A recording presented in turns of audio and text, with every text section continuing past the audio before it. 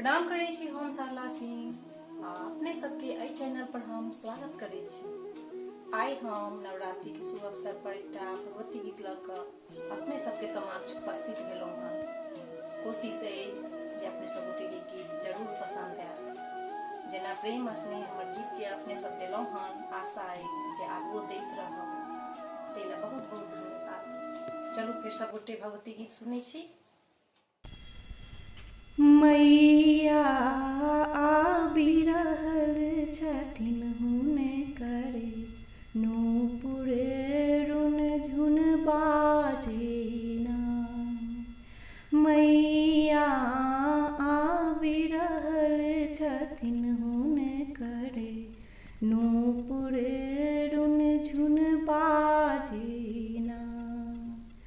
नूपुर रुन झुन बाजेना, नूपुर रुन झुन बाजेना।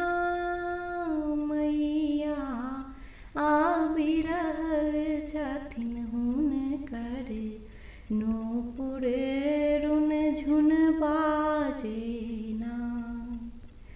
सिंह चढ़लेली माता भगवती, सिंह चढ़लेली माता भगवती।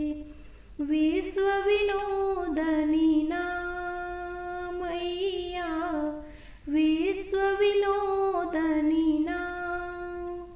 शंख चक्र के धारण केने खप्पर लेने ना। मैया आबि रहल छथिन हुनकर नूपुर रुन झुन बाजेना।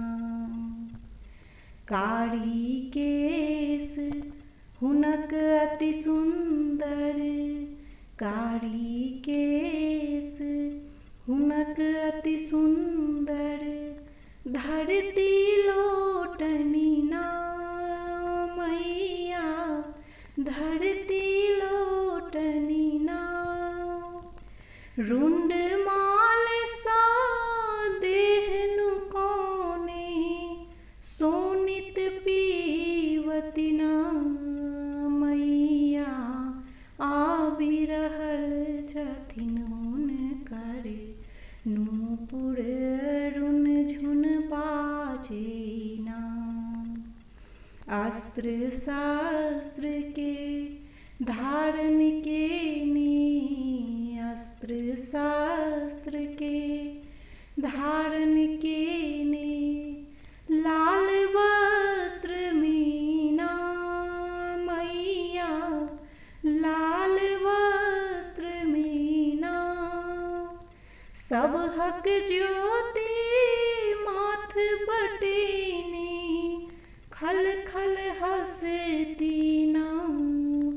मैया आबि रहल छथि हुनकर नूपुर रुन झुन बाजेना।